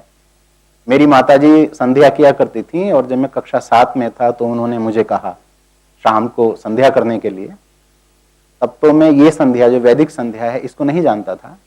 ओम ओम का जाप किया करता था, 10 मिनट, कभी 15 मिनट, कभी 20 मिनट। तो संध्या वहां से मैंने माताजी से सीखी है। बाकी जो जो भी बड़े व्यक्ति मुझे मिलते रहे, रिश्तेदारी में कोई अच्छा व्यक्ति मिला तो उसमें जो गुण देखा उसको मैंने सोचा कि ये मुझ में भी होना चाहिए। किसी का उच्चारण अच्छा है, कोई वस्त्र साफ रखता है, कोई भोजन ऐसे करता है कि आवाज नहीं होती और सलीके से करता है और गिरता भी नहीं। तो छोटी अवस्था में वो भी मैंने औरों से सीखा तो उसको अपनाने की कोशिश की। बात करने में ज्यादा न बोलना, कम भी न बोलना, ऊंचा न बोलना, बहुत धीमा भी न बोलना, बड़ों को सम्मान देना। जो जो भी रिश्तेदारी में, विद्यालय में अध्यापक हैं तो प्राइमरी स्तर पर भी अध्यापकों से कई बातें सीखी। जूनियर हाई स्कूल में जैसे मुझे याद है कि जो मनुस्मृति का श्लोक है कि बड़ों का आदर करने से आदमी को आयुर्विद्या यशोबलम ये मिला करता है। ये कक्षा 6 में मुझे अध्यापक जी ने सिखाया। और बा अदब बा नसीब, बे अदब बेनसीब, ये भी कक्षा 6 में हमारे प्रधानाध्यापक थे आदरणीय श्री जोरावर सिंह जी। तो उन्होंने ये बताया कि अगर आप अदब करते हैं दूसरों का तो अपने भाग्य को बना रहे हैं, और अगर बेअदबी करते हैं दूसरों के साथ तो अपने भाग्य को खराब कर रहे हैं। इंटरमीडिएट में आए तो हमारे प्रधानाचार्य थे श्री द्वारका प्रसाद जी गुप्ता। वो ये शिक्षा दिया करते थे कि व्यर्थ वार्ता और व्यर्थ चेष्टा नहीं करनी चाहिए। तो इसको मैंने अपने में लाने की कोशिश की। और भी जो जो बड़ा व्यक्ति मिलता रहा, गुणवान मिलता रहा, उसमें जो गुण मुझे दिख पड़ा, अपने छोटे ज्ञान के अनुसार, अपनी छोटी बुद्धि के अनुसार जो गुण दिख पड़ा, जो नहीं दिखा हो सकता है उसमें हो और मैं न देख पाया हूं, लेकिन अगर देख लिया किसी गुण को तो फिर मैंने कोशिश की कि वो मुझ में भी आए। क्योंकि गुण तो सार्वजनिक होते हैं और सार्वभौम होते हैं। गुण है सभी में आ सकते हैं तो मुझ में भी आ सकते हैं। उसके बाद कक्षा 7 में एक work value work, play value play कविता हमने पढ़ी थी। और बाद में जब मैंने ध्यान लगाने की कोशिश की तो उस दिन 1 जून 1971 का वो दिन था। बीएससी पार्ट 1 की परीक्षा देकर मैं गांव में आया था। तो मैंने सोचा वो पुस्तक में से वो कविता याद करो, अंग्रेजी की पोयम याद करो और उसके अनुसार अपने को अच्छा बनाओ। तो वो पोयम मुझे पूरी याद नहीं आई, आधी पोयम याद आई। उस समय मुझे ये याद आ गया, कक्षा 7 में ही मैंने ये कथा सुनी थी। मेरे एक रिश्तेदार थे पंडित जयेंद्र शास्त्री जी, वो हमारे विद्यालय में व्याख्यान करने आए थे। तो उन्होंने सुनाया था कि स्वामी दयानंद एक बार पाठ भूल गए थे। गुरुजी ने वो पाठ उन्हें दोबारा नहीं बताया और जब तक वो पाठ सुना नहीं दिया अगला पाठ नहीं सुनाया। तो स्वामी दयानंद ने यमुना के किनारे अपना ध्यान लगा करके और ध्यान से उस बिसरे हुए पाठ को याद किया। तो मुझे भी 1 जून 1971 को 19 वर्ष की उम्र में ये ध्यान आया कि अगर योग की विद्या सत्य है तो वो एक व्यक्ति पे लागू हुई तो दूसरे व्यक्ति पे भी लागू होनी चाहिए। वो बचपन की बात थी। मैं आज नहीं सोच सकता कि स्वामी दयानंद ने या महर्षि कणाद ने कोई बात सोची, कोई संकल्प किया, मैं भी उसको कर लूं। उस समय बाल बुद्धि थी, बालक तो सोच ही लेता है कि जब एक व्यक्ति ने किया तो बात सच्ची है तो वो मुझ पे भी लागू होनी चाहिए। तो इस संकल्प से मैं ध्यान में बैठा और वो ध्यान लग गया। वो पहला दिन था मेरे ध्यान का, 40-45 मिनट ध्यान लगा और वो पोयम जो आधी याद थी वो पूरी याद हो गई। तो फिर इससे श्रद्धा बढ़ी, रोज में ध्यान लगाने लगा और लगने भी लगा। और उस अवस्था में लग जाता है क्योंकि उस अवस्था में ज्यादा टेंशन हमारे पास नहीं होते। रुपया पिताजी देते थे और कोई काम था नहीं, कमाना नहीं था। विद्यालय में पढ़ो, घर आ जाओ, व्यायाम कर लो, ठीक से सो, ठीक से सफाई रखो। अध्यापक लोग पढ़ाते थे, उसको पढ़ लो, समझ लो, ज्यादा काम तो होता नहीं। ये तो अपने कच्चेपन के कारण और इधर उधर ध्यान लगाने की वजह से बच्चों के सामने कठिनाइयां आती हैं। नहीं तो बच्चों का जीवन कठिनाई वाला नहीं होता। मेरा जीवन भी ऐसा कठिनाई वाला नहीं था, तो उसको जितना पकड़ में आया, जितना पकड़ा गया तो पकड़ पाया मैं और आगे चलता रहा। किसी ने मुझसे ज्यादा पकड़ा होगा तो उसने ज्यादा उन्नति की होगी, मुझसे इतना पकड़ा गया तो इतनी जो अभ्युदय की है, सर्विस लगी, विवाह हुआ, 2 संतान हुई, धन आदि प्राप्त हुआ, प्रतिष्ठा भी मिली जाती है। प्रतिष्ठा तो फल है कर्म का। और वेद आदि पढ़ने लगा, उपदेश भी होने लगे, संतों और महात्माओं का सत्संग भी प्राप्त होने लगा और इसमें संतोष मिलता गया। तो फिर उसी मार्ग पे आदमी और ज्यादा उत्साह से चलता रहता है। सभी चलते हैं तो फिर मैं भी चलता रहा। मैं उस माँ को नमन करता हूँ जिस माँ ने आपको दूध पिलाया, और जानना चाहेंगे कि आपने ये ध्यान का अभ्यास किया उस समय आपकी क्या अवस्था, कितनी आयु थी? 19 वर्ष। तो तब से अब तक आप निरंतर करते रहे या बीच बीच में प्रमाद भी किया? प्रमाद तो नहीं किया एक भी दिन, लेकिन कभी कभी ऐसा हो गया कि पहला ध्यान लगाए हुए 12 घंटे से अधिक हो गए, 18 घंटे हो गए या 20 घंटे हो गए, तब लगा। क्योंकि परिवार को देखना और ऑफिस के काम ऐसे ही हैं। मैं सचिवालय में ऑफिसर रहा हूँ। सचिवालय में जो काम होता है वो अनंत होता है, वो समाप्त नहीं होता। तो कई बार ऐसा हुआ कि 10 बजे कार्यालय पहुंचे और रात को 2 बजे तक 3 बजे तक कार्यालय में ही रहे। तो इतने घंटे ये हो गए। तो जब समय मिला, बीच में समय मिला तो बीच में कर लिया, नहीं मिला तो इस वजह से हो गया कि ध्यान अब हम 20 घंटे बाद कर रहे हैं या 24 घंटे बाद कर रहे हैं। जानबूझ के प्रमादवश नहीं छोड़ा। देखिए, प्रमाद अगर नहीं है तो आलस्य भी नहीं होता। प्रमाद मानसिक चीज है, यानी हम ध्यान को समझें कि आवश्यक ही नहीं है तो शरीर में आलस आ ही जाएगा। और हम जब ऐसा सोचते हैं कि ध्यान तो आवश्यक है तो फिर शरीर में भी आलस्य नहीं आता। क्योंकि प्रमाद नहीं था इसलिए आलस्य भी नहीं हुआ और ध्यान तो मैंने नहीं छोड़ा। तो अब आजकल आप ध्यान में कितना समय देते हैं ध्यान को? ध्यान में शुरू से ही मेरा अभ्यास है कि मैं 1 घंटा बैठता हूं और उसमें कभी 45 मिनट, कभी 50 मिनट, कभी 55 मिनट ऐसे लग जाता है। कभी कभी ऐसा भी होता है कि बैठे हैं और किसी वजह से नहीं लग पाया, एक समय सुबह को नहीं लग पाया तो शाम को लग गया। ऐसा कभी नहीं हुआ कि सुबह को भी नहीं लगा और शाम को भी नहीं लगा। अगर सुबह को नहीं लगा तो शाम को थोड़ा ज्यादा बैठ गए तो लगा। 24 घंटे में एक बार 1 घंटा तो अवश्य ही लगा है। और मैं समझता हूं सभी का लगना चाहिए, सभी का लगता होगा। हमें उससे लाभ कम मिलता है या हम दूसरी चीजों को चाहने लगते हैं, इस वजह से ध्यान नहीं लग पाता। अन्यथा ध्यान तो लगाना कठिन नहीं है। तो आर्य जी, आपके समक्ष यहाँ सब छात्र छात्राएं, ब्रह्मचारी ब्रह्मचारिणी बैठे हैं और भी देश में लोग सुनेंगे इसको। तो आप अपने श्रोताओं को एक सफल जीवन के लिए, जीवन को शांत बनाने के लिए क्या आप देना चाहेंगे? वो आपसे निवेदन है कि ऐसा कुछ देने कि ऐसा ही सभी अपने आप को शांत और सफल कर सकें। देखिए, हमारे सामने जो चीजें आती हैं, मनुष्य आते हैं, खाने पीने की वस्तुएं आती हैं, आराम की या कष्ट देने वाली दोनों प्रकार की वस्तुएं आती हैं। अमृत तुल्य भी आती हैं और विष तुल्य भी आती हैं। अमृत और विष ये जो हैं, ये 5 वर्ष के बालक के सामने भी होते हैं, 25 वर्ष के नौजवान के सामने भी होते हैं, और 75 वर्ष का कोई व्यक्ति है या और भी अधिक आयु का व्यक्ति, उसके सामने भी होते हैं। अमृत और विष क्या लाभकारी है और क्या हानिकारक है, क्या हमारे और सबके फायदे का है, सुख देने वाला या हमारी उन्नति करने वाला है, या क्या विपरीत है, इसको आप लोगों के सामने अनुकूल और प्रतिकूल इन 2 वर्गों में हम बांट सकते हैं। अनुकूल चीजें बहुत सी होती हैं, प्रतिकूल चीजें बहुत सी होती हैं। तो उन अनुकूल में से जो मिल रही है उसको ले लीजिए और जो प्रतिकूल है उसको छोड़ दीजिए, जो नुकसान देने वाली है उसको छोड़ दीजिए। यानी जो अमृत कोटि की हैं उनको आप ले लीजिए और जो विष कोटि की हैं उनको छोड़ते चलिए। आप लेते जाएंगे और छोड़ते चलेंगे तो आपका मार्ग अच्छा होता चला जाएगा। और अपनी बुद्धि से ही निर्णय लीजिए कि ये अमृत तुल्य है या ये विष तुल्य है। दूसरों से मार्गदर्शन भी ले सकते हैं ये समझने में कि अमृत तुल्य है या विष तुल्य है।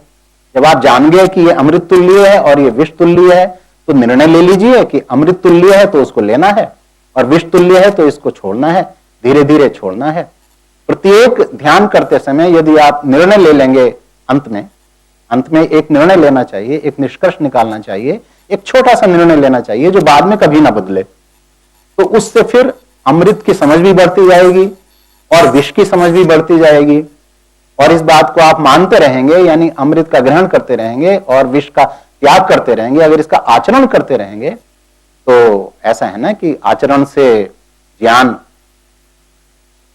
प्रगाढ़ होता है, मजबूत होता है, गहरा होता है, और ज्ञान बढ़ता है तो आचरण फिर और ज्यादा मजबूत होता है। ये दोनों एक दूसरे को शक्ति देते हैं, ज्ञान आचरण को और आचरण फिर ज्ञान को। और आचरण भी होने लगे, ज्ञान भी होने लगे, तो जैसे किसी रेलगाड़ी के पहिए हैं, आधा पहिया चलता है नियम से तो और आधा गति से चलता है, उसी प्रकार से मनुष्य का भी ज्ञान भी और आचरण भी, ये दोनों ही पहिए चलते रहेंगे। और 15 वर्ष में यदि नहीं तो 25 वर्ष में, 30 वर्ष में कोई अगर मुझसे पूछ के चलेगा तो मुझे जितना 40 वर्ष में मिला है उतना वो 20 वर्ष में प्राप्त कर सकता है, 25 वर्ष में प्राप्त कर सकता है। किसी की बुद्धि मुझसे तेज रही हो तो वो मेरी 40 वर्ष की जो उपलब्धियां हैं उनको 30 वर्ष में, 35 में, 32 में कर सकता है, ना वो ज्यादा भी कर सकता है, इतना तो कर ही सकता है। तो क्या हमें फायदा पहुंचाने वाली चीजें हैं, क्या हमें नुकसान पहुंचाने वाली चीजें हैं? अमृत वर्ग की और विष वर्ग की, इन वर्गों को बना के चले और अच्छे काम करता रहे और बुरे छोड़ता रहे, यही मार्ग है। ओम जी पूज्यवर को साष्टांग प्रणाम। नमस्ते। आप लाल बत्ती गाड़ी पे भी चढ़ चुके हैं, उसके बाद भी अष्टाध्यायी करना चाहते हैं, कुछ अष्टाध्यायी की महिमा बताएं। देखिए, अष्टाध्यायी इस व्याकरण की और भाषा की जो विद्या है, हम पढ़ते हैं, बोलते हैं, सुनते हैं, लिखते हैं, शब्दों का, अक्षरों का, वर्णों का, वाक्यों का और पृष्ठों का, पुस्तकों का व्यवहार हमारे जीवन में भरा हुआ है। तो इस अष्टाध्यायी से इसमें पूर्णता आती है, समृद्धता आती है, उन्नति होती है। गलत शब्द फिर हम बिल्कुल नहीं बोलते। जो व्याकरण का पूर्ण विद्वान है वही ऐसा कर सकता है कि गलत शब्द बिल्कुल ना बोले। और जो सामान्य व्यक्ति हैं उनमें अगर कोई गलत शब्द को ना बोले ये तो कर सकता है, लेकिन जो सही शब्द हैं उनका शब्दकोश भी पूरा रहे, ये व्याकरण से आता है। तो सामान्य व्यक्ति के पास अच्छे शब्दों को बोलने का जो कोश है वो थोड़ा रहता है। तो अच्छे शब्दों का कोश अक्षय यानी पूरा कोश हमें मिल जाए, यानी पूरे कोश तक हमारी पहुंच हो जाए और जो अपशब्द हैं वो हमारे जीवन से निकल जाएं, इसके लिए व्याकरण का महत्व है। दूसरे को पढ़ाने के लिए व्याकरण का महत्व है।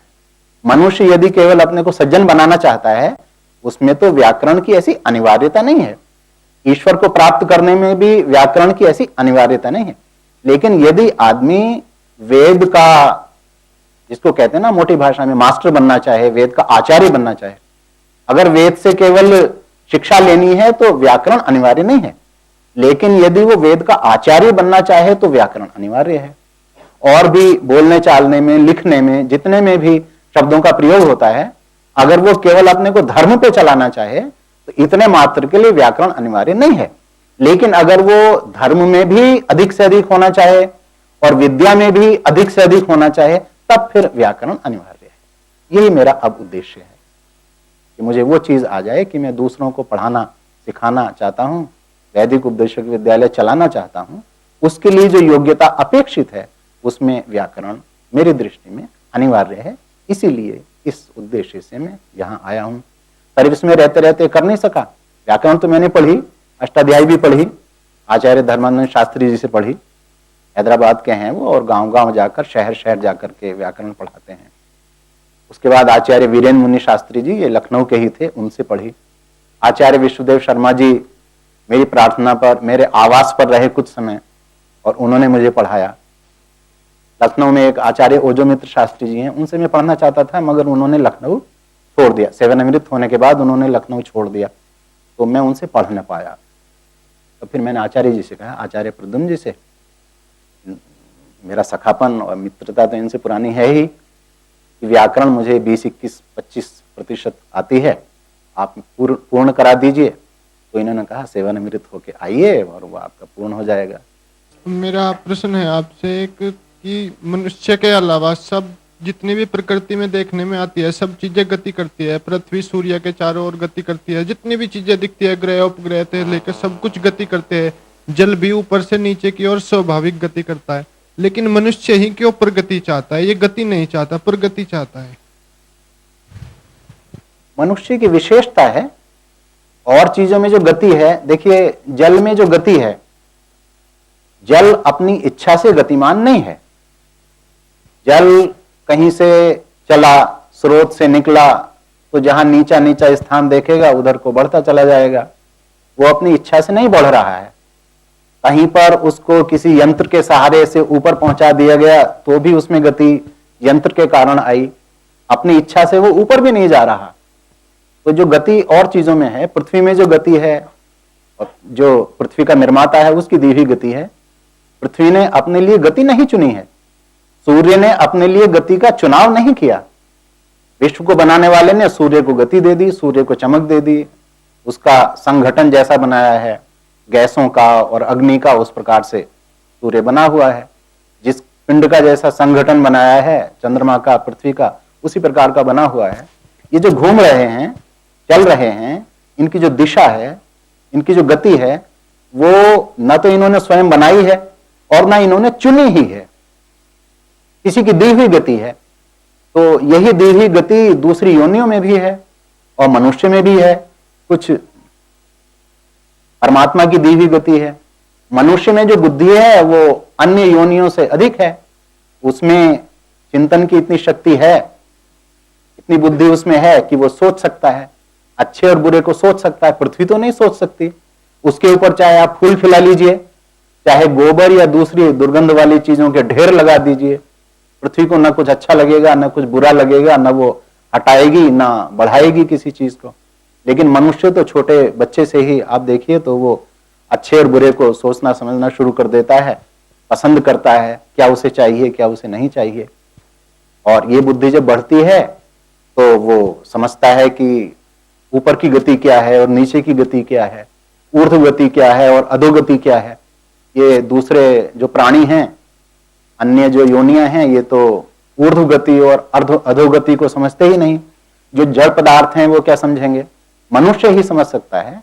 इसलिए मनुष्य में गति तो है ही, लेकिन अगर वो अपने को अच्छा बनाना चाहे प्रगति करते करते, तो जिसको आप फरिश्ता कहते हैं, जिसको आप देवता कहते हैं, वहां तक मनुष्य पहुंच सकता है। और मनुष्य जब अधोगति पे आता है, वो गिरना शुरू करता है, तो कुत्ता क्या गिरेगा जितना मनुष्य गिर सकता है, और दूसरी योनि वाले क्या इतने गिरेंगे जितना मनुष्य गिर सकता है। इन सबसे ज्यादा जिसको शैतान कहते हैं, जिसको राक्षस कहते हैं। जी, मैं एक प्रश्न मेरा यह है कि स्वरूप और स्वभाव दोनों में क्या अंतर? क्या एक के बदलने से दूसरा बदल जाता है? स्वरूप और स्वभाव। देखिए, स्वरूप है जो वस्तु जैसी है, मूल रूप से जैसी है, वो उसका स्वरूप है। स्वभाव में भी कुछ गुण उसके होते हैं, कुछ अर्जित भी हो जाता है। जैसे कोई मनुष्य है, उसका स्वभाव यह है कि वो क्रोधी है। लेकिन अगर वो सत्संग करता रहे, उपासना करता रहे, स्वाध्याय भी करता रहे, तो उसका ज्ञान तो बढ़ेगा ही, कर्म भी उसका उत्तम होगा, लेकिन स्वभाव में भी उसके विकास होगा, स्वभाव में भी उसके उन्नति होगी। और अगर वो 15 वर्ष की उम्र में क्रोधी है, चिड़चिड़ा है, घबरा जाता है, जल्दी जल्दी काम करता है, त्रुटियां करता है, अच्छी ट्रेनिंग वो लेवे, ध्यान करे, व्यायाम करे, प्राणायाम करे, अच्छे लोगों की संगति में बैठे, तो उसका क्रोध भी चला जाएगा, घबराहट चली जाएगी, चिड़चिड़ा उसका स्वभाव नहीं रहेगा, और हम कहेंगे उसका स्वभाव भी उत्तम हो गया। लेकिन स्वरूप तो जीवात्मा का है। जीवात्मा जैसे है, अल्पज्य है, अशक्त है, तत् है, चित्त है, ये जीवात्मा का स्वरूप है। जीवात्मा का जो स्वरूप है वो तो नहीं बदलेगा।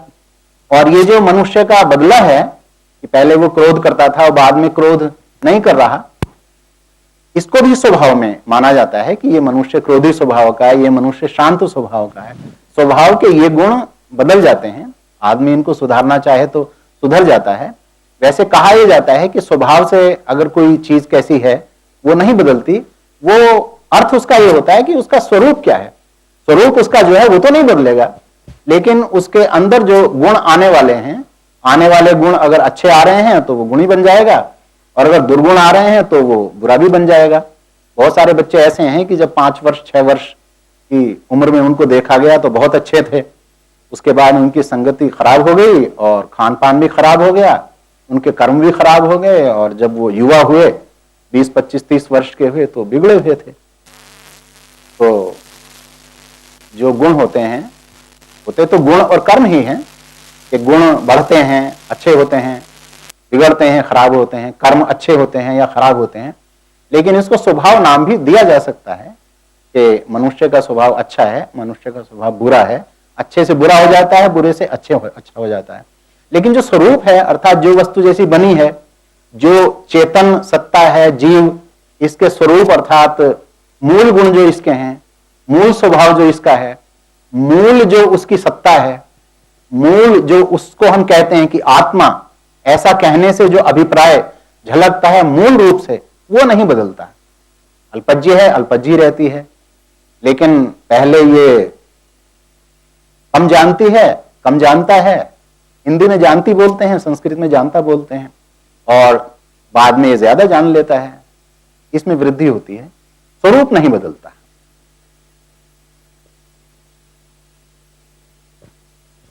ओम जी। ओम जी।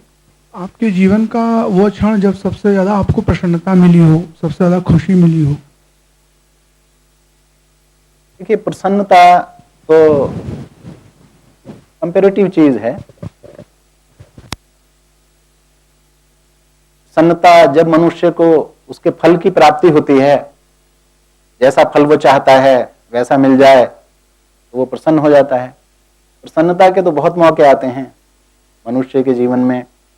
अब आप मेरे में भी गिन सकते हैं। सर्विस के लिए सिलेक्शन हुआ, जब मैं संयुक्त सचिव बना, विवाह के बाद जब पुत्र की प्राप्ति हुई, उसके बाद जब पौत्र की प्राप्ति हुई, सांसारिक दृष्टि से जब पौत्र की प्राप्ति हुई, और जब संयुक्त सचिव पद पर सिलेक्शन हुआ, सांसारिक दृष्टि से इसको आप कह सकते हैं। लेकिन मेरा क्योंकि आध्यात्मिक दृष्टिकोण रहा है, और आपने इस घंटे में यानी इस समय पे इसको पूछा है, तो मैं उसी को कहना चाहूंगा। सन 1982 में मैंने पूछा लखनऊ में कि मैं योगाभ्यास आगे बढ़ाना चाहता हूं, किसी महात्मा का पता बताइए। तो लखनऊ में एक आदरणीय वैद्य कुंदलाल जी आर्य रहते थे, उन्होंने मुझे स्वामी संबुद्धानंद जी का पता बताया, जो देहरादून में तपोवन आश्रम में रहते थे। तो मैं उनके पास गया, मैंने उनसे कहा, स्वामी जी मैं योगाभ्यास करना चाहता हूं और आपका मार्गदर्शन चाहता हूं। उन्होंने पूछा, योगाभ्यास क्यों करना चाहते हो? शारीरिक बल चाहिए? मैंने कहा जी नहीं। मानसिक शांति चाहिए? मैंने कहा जी वो तो है मेरे पास। बुद्धि तीव्र बनानी है? मैंने कहा जी बुद्धि तो सभी तीव्र बनाना चाहते हैं, लेकिन ये मेरा उद्देश्य नहीं है। फिर क्या उद्देश्य है? मैं तो वेद के सही अर्थ को समझना चाहता हूँ, संसार के स्वरूप को समझना चाहता हूँ, और ईश्वर का साक्षात करना चाहता हूँ। मेरा तो उद्देश्य ये है। बोले ये तो बड़ा उद्देश्य है, आप योग दर्शन पहले पढ़िए, व्यास भाष्य सहित पढ़िए, और जब उसको आप निर्भ्रांत रूप से पढ़ लें, यानी वो आप ठीक से समझ गए हैं, जब ये स्थिति हो जाए तब हमारे पास आइए। तो योग दर्शन को व्यास भाष्य सहित पढ़ने में मुझे 1.25 वर्ष लगे। 1984 में फिर मैं उनके पास आया तो उन्होंने मुझे सिखाया। यम नियम तो पहले से ही थे, आसन प्राणायाम भी मैं करता ही था, प्रत्याहार मैंने महात्मा दयानंद जी से समझा था। उसके बाद जो ध्यान की स्थिति आती है, ध्यान में पहले से कुछ कुछ करता भी था, उन्होंने और सिखाया, तो जिसको संप्रज्ञात समाधि कहते हैं वो उन्होंने मुझे प्राप्त कराई। उसके बाद वहां पे जो मैं आपको बताना चाह रहा हूं, ये थी पृष्ठभूमि। वहां पे स्वामी सत्यप्रति जी आए हुए थे, तो मैंने उनसे थोड़ा समय मांगा, तो उन्होंने एक घंटा करके 4 दिन मुझे समय दिया, और उन्होंने संप्रज्ञात समाधि और असंप्रज्ञात समाधि में जो अंतर है वो मेरे सामने स्पष्ट किया। असंप्रज्ञात समाधि को मेरे सामने अच्छी तरह से स्पष्ट किया, और मुझे मार्गदर्शन करके थोड़ा सा ऊपर की स्थिति प्राप्त कराई। वो जो मेरा क्षण था उसको अगर आप पूछेंगे तो उसको मैं सबसे प्रसन्नता का क्षण कहूंगा, जब स्वामी सत्यपति जी से मैंने असंप्रज्ञा समाधि के तत्व पूछे, कुछ सीखे, कुछ प्राप्त भी किए। ओम। ओम। मैं ये जानना चाहता हूँ कि आपने जो लेखन किया उसके बारे में जानना चाहता हूँ। और दूसरा प्रश्न ये है कि आपके सामने जब विकट परिस्थिति खड़ी हुई तो आपने कैसे उनको प्रतिकार किया? दो प्रश्न है, लेखन अलग काम है। एक तो लेखन कुछ मेरा पहले से ही है, भाषण और लेखन। छात्र जीवन में भी स्कूल कॉलेज में मैं थोड़ा थोड़ा लिखता था, एमएससी में पढ़ता था, बीएससी में पढ़ता था तो मैं कविताएं लिखता था। बीएससी जब मैंने पास किया 1972 में, तो 15 अगस्त 1972 को मैंने दीपक नाम लेकर के और कविता लिखनी प्रारंभ की। तो शुरू में मैंने देशभक्ति की कविताएं लिखी, ईश्वर भक्ति के भजन लिखे, कुछ और भी कविताएं लिखी और 7-8 वर्ष तक मैं कविता लिखता रहा। तब तक वेद से मेरा विशेष परिचय न हुआ था। जब वेदों से कुछ परिचय हुआ तो कविता लिखने के बजाय वेद मंत्रों पर मैं लेख लिखने लगा। लेख अपने भी लगे, किसी ने परामर्श दिया कि इनको मिलाकर के कोई पुस्तक लिख दीजिए, तो उनको मिलाकर तो नहीं, लेकिन फिर मैंने पुस्तक भी लिखी। वेद प्रकाश नाम की एक पुस्तक है, उसमें 25 मंत्र लिए गए हैं, 2-2, 3-3 पृष्ठों में मैंने उनकी व्याख्या की है। एक पुस्तक लिखी तो फिर दूसरी पुस्तक का विचार बन जाता है कि अब के ऐसा लिखें हम। मेरा प्रयास ये है कि जिन वेद मंत्रों को हमारे संध्या और दैनिक यज्ञ में स्थान प्राप्त है उनकी अच्छी व्याख्या होनी चाहिए। विश्वानी देव आदि जो 8 मंत्र हैं उनकी व्याख्या मैंने लिखी और क्रांति और शांति के 8 दिव्य सूत्र, ये उसका नाम दिया। ये पुस्तक लिखी, एक आध और पुस्तकें लिखी हैं। फिर अमेरिका गया सन 1998 में, तो वहां एक डॉक्टर दीनबंधु चंदोरा हैं, उन्होंने मुझे ये परामर्श दिया कि यदि आप लेखन कार्य करना चाहते हैं, पुस्तक लिखना चाहते हैं, तो आप पीएचडी करिए। मैंने एमएससी की थी मैथमेटिक्स में और होम डिपार्टमेंट में ऑफिसर रहते हुए ये संभव नहीं था कि मैं मैथमेटिक्स में पीएचडी कर पाता। एक मेरे मित्र हैं डॉक्टर ओम प्रकाश जी, वो आईएएस ऑफिसर हैं और उन्होंने भी पीएचडी की थी। उनसे मैंने परामर्श किया तो उन्होंने कहा एमए किसी विषय में कर लीजिए, 2 वर्ष में एमए हो जाएगा और फिर 3 वर्ष में 4 वर्ष में पीएचडी भी हो सकती है। डॉक्टर वागीश आचार्य मेरे मित्र हैं, उनसे मैंने पूछा कि एमए किस विषय में करूं, उन्होंने कहा फिलॉसफी में करिए।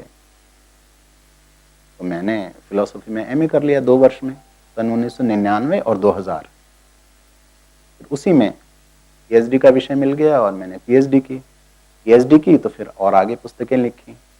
इस प्रकार से थोड़ा सा लेखन का कार्य अगर हो जाता है तो आगे आगे मार्ग मिलता जाता है, विषय भी स्पष्ट होता जाता है, आवश्यकता भी स्पष्ट होती जाती है, संकल्प भी बनता जाता है और आगे आगे फिर पुस्तकें आती चली जाती हैं, लेखन में आती जाती हैं, बढ़ती भी जाती हैं। लेखन का तो इस प्रकार से रहा। दूसरा क्या प्रश्न था, जब कठिनाइयां सामने आई। देखिए कठिनाइयां तो सामने आती हैं, मेरे सामने भी आई हैं और सभी के सामने आती हैं, कठिनाइयां सभी के सामने आती हैं। किसी व्यक्ति ने मुझे शेर खाया था, शायद पंडित गंगा प्रसाद उपाध्याय का बनाया हुआ शेर है ये। सुन दिए बादे मुखालिफ से न घबरा ए उकाब, ये तो चलती हैं तुझे ऊंचा उड़ाने के लिए। भाव इसका ये है कि बाज पक्षी जो होता है, अगर सामने की हवा चले और वो हवा तेज हो जाए तो उसको समझाते हुए ये कवि, ये शायर समझा रहा है बाज तू इस विपरीत हवा से मत घबरा, ये तो तुझे ऊंचा उड़ाने के लिए आई है। ये समझ कि ये विपरीत हवा चलेगी तो तू और ऊंचा चढ़ पाएगा और ऊंचा उड़ पाएगा। और भी जीवनियां मैंने काफी पढ़ी हैं, क्योंकि BSc MSc करते हुए मैं घरेलू लाइब्रेरी योजना का भी सदस्य बना था। हिंद पॉकेट बुक्स की घरेलू लाइब्रेरी योजना उन दिनों चला करती थी जब मैं BSc MSc में पढ़ता था। तो उससे मैंने काफ़ी किताबें पढ़ी, जीवनी काफ़ी लोगों की पढ़ी, हजारों की। तो उन्होंने सभी ने ये शिक्षा दी है कि यदि आप आगे चलेंगे तो प्रतिकूलता जरूर सामने आएगी, क्योंकि सामान्य स्थिति में आप रहें तब तो आप सड़क के बीच में चलते रहेंगे, ना आपको गड्ढा मिलेगा और न ही कांटा मिलेगा आपको। लेकिन आप तेजी से चलने लगे और ऊपर चढ़ने लगे तो गड्ढे भी मिलते हैं और कांटे भी मिलते हैं। और यदि आप में संकल्प अच्छा है और आगे चलने की इच्छा है आपकी, यानी जरूर चलना है अगर, तो कांटों को भी पार करना होगा और गड्ढों को भी पार करना होगा। तो विद्यार्थी जीवन से चूंकि मैंने शुरू किया था 19 वर्ष की उम्र से, छोटी छोटी समस्याएं आई और ईश्वर की प्रेरणा से वो हल होती गई। फिर समस्या कुछ मोटी होती गई तो हल भी मोटा होता गया, समस्या और बढ़ती गई तो हल करने की संकल्प शक्ति भी बढ़ती गई। और प्रतिकूलता में हल हो जाता है यदि मनुष्य अपने मूल को ना छोड़े। तो जैसे ईश्वर विश्वास को ना छोड़े, मनुष्य ईश्वर की शरण लेता रहे। अगर बहुत बड़ी समस्या कोई आ गई है और आपको हल नहीं लग रहा, ऐसा भी कई बार होता है, मेरे सामने भी 8-10 बार ऐसी समस्याएं आई कि समस्या आ गई और हल दिख ही नहीं रहा, हल तो दूर दूर तक नहीं दिख रहा। अब क्या करें भाई? उससे पूछो जो हमारा सबसे ज्यादा अपना है, सबसे अंतरंग कौन है? ईश्वर है। आंख बंद करके और अंदर ध्यान करके उसी से पूछिए कि प्रभु मैं क्या करूं। तो आप प्रश्न पे स्थिर रहेंगे तो उत्तर आएगा, आता है। और जो उत्तर आया फिर वही कार्य मैंने किया। आगे समस्या आई तो इसी तरह से जो उत्तर अंदर से आया वही कार्य मैंने किया और ऐसे ही करता रहा। उसमें कुछ हानि भी होती है, कुछ लाभ भी होता है। तो कोई भी एक चुनाव आप करेंगे तो नुकसान भी होगा, उसका विपरीत चुनाव आप करें तो उससे कुछ फायदा भी होगा। हर चुनाव में कुछ नुकसान और कुछ फायदा होता है, लेकिन कुछ नुकसान ऐसे होते हैं ना कि उनको हम बर्दाश्त कर सकते हैं, कुछ नुकसान ऐसे होते हैं कि वो हम नहीं सहन करना चाहते। जैसे आप ही यहाँ आचार्य जी से पढ़ने आते हैं, किसी समय आपके सामने ये समस्या आए कि आज आपको एक काम करना है, या तो आपको भोजन मिलेगा या कक्षा में प्रवेश मिलेगा।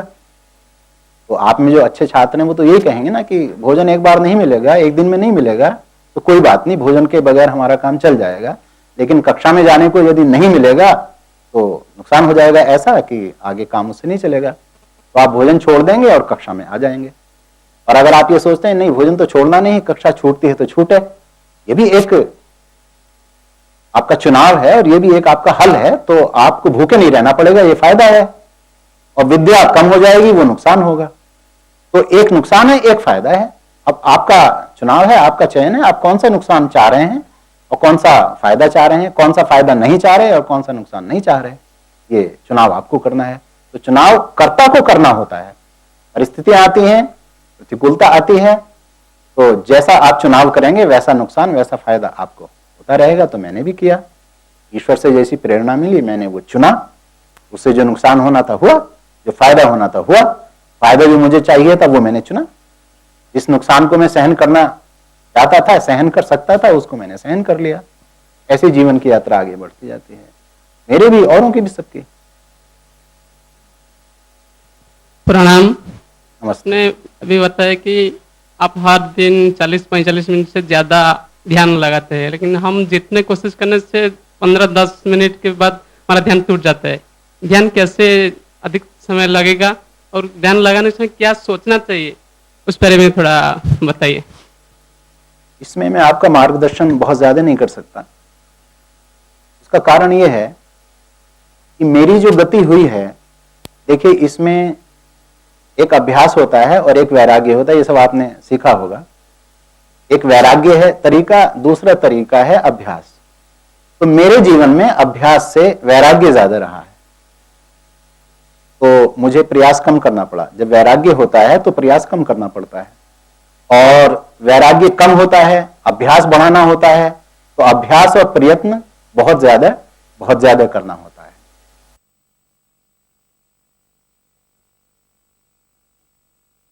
आपका ध्यान अगर कम लगता है तो आप इसको शरीर से शुरू कर सकते हैं कि 10 मिनट हमें निश्चल बैठना है। मन अगर नहीं लग रहा है तो कोई बात नहीं, शरीर तो स्थिर हो जाए, और शरीर स्थिर अगर अच्छी तरह से हो गया तो उसका कुछ प्रभाव मन पर भी आता है। मन भी थोड़ा थोड़ा तो स्थिर होगा ही। फिर शरीर आपका देर तक स्थिर रहने लगे, 10 मिनट से 20 मिनट, तो मन भी थोड़ा थोड़ा बढ़ेगा।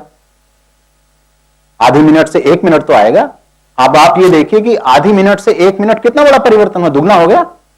देखने में सुनने में तो लग रहा है कि 1 मिनट थोड़ा है, लेकिन आधी मिनट आपका मन लगता था और 1 मिनट लगने लगा तो दुगना बढ़ गया शरीर। और मन में ऐसी विशेषता है कि थोड़ा बहुत तो जरूर लगता है।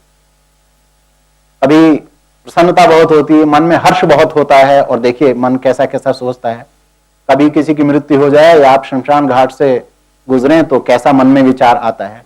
जिस समय आपका मन किसी विषय में डूब रहा हो उसी समय आप लगाने लगिए।